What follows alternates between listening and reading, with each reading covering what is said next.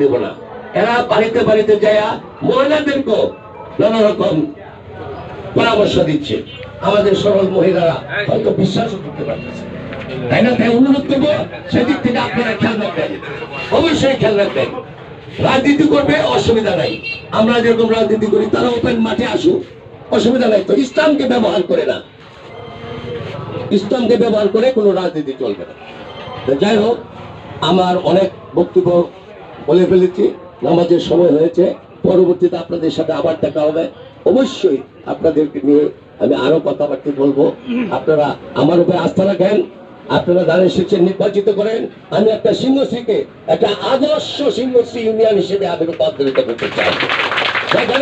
যেখানে আপনারা আমাকে 5 বছর নির্বাচিত করেছিলেন, তখন সরকার ছিল একটা, আমি ছিলাম আরেক দলের।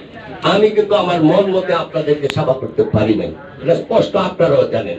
তাই এবার যদি বিএনপিকে ক্ষমতায় আনেন, আমি কথা দিচ্ছি, ইউনিয়নে মানুষ কি চায়? শান্তিতে বসবাস করতে চায়, তাই না? আর কিছু রাস্তাঘাট, অবকাঠামো উন্নয়ন, এটাই তো চায়। আর মেইন যে জিনিসটা, সেটা হলো গ্রামের মানুষের সালিশ দরবার একটা থাকে। আমি কথা দিচ্ছি, এই সালিশ দরবারে সিংহশ্রীতে যদি বিএনপি ক্ষমতায় থাকে আর আল্লাহর রহমতে আমি বেঁচে থাকি, সালিশ দরবারে কোনো দুর্নীতি হতে পারবে না। এখানে ঘুষ বাণিজ্য আমি যদি বেঁচে থাকি আর যদি বিএনপি ক্ষমতায় থাকে, আজকে আপনাদের সাথে ওয়াদা করে গেলাম।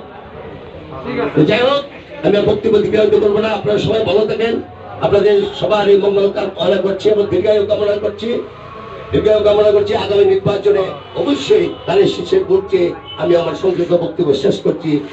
খোদা হাফেজ, বাংলাদেশ জিন্দাবাদ এবং খালেদা জিয়া জিন্দাবাদ।